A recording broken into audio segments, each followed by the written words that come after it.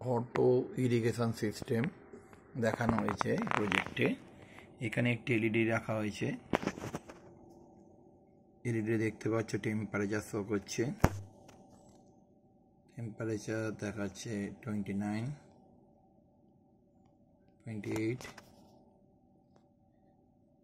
আর সঙ্গে দেখাচ্ছে humidity 66, moisture percentage 94, pump on, pump এখন আছে পাম্প অফ।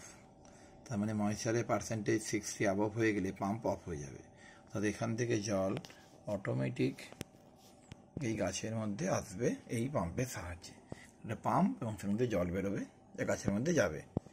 আপাতত আমরা এই পাম্পের জলটা এর মধ্যেই রেখেছি। এই পাইপটা যদি গাছের মধ্যে লাগিয়ে দিই জলটা চলে যাবে।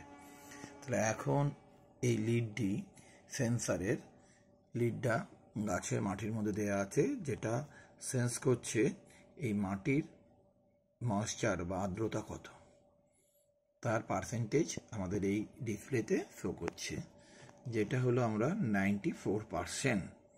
ওকে, যখনই এইটা 30%-এর নিচে চলে যাবে অটোমেটিক পাম্প অন হয়ে যাবে, সেটাই আমরা দেখব।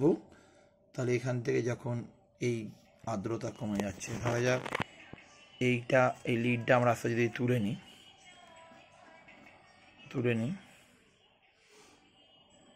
দেখো তুলছি, ময়েশ্চারের পার্সেন্টেজ কমছে, যেমনি 16%-এর নিচে চলে গেছে, পাম্প অন হয়ে গেছে এবং দেখতে পাচ্ছ এখান থেকে পাম্পের জল বেরোচ্ছে, আওয়াজ শুনতে পাচ্ছ। ওকে, 9% যাই পাম্প চলছে। যখনই এই জলটা এসে আর্দ্রতা বাড়িয়ে দেবে, তখনই সঙ্গে সঙ্গে ময়েশ্চারের পার্সেন্ট বেড়ে গেলেই কি হবে দেখতে পাচ্ছ তোমরা, সঙ্গে সঙ্গে কি হবে দেখতে পাচ্ছ, 78% পাম্প বন্ধ হয়ে গেছে। 60% অ্যাবভ গেলে পাম্প বন্ধ হয়ে যাবে এবং পাম্প অফ দেখিয়ে দেবে।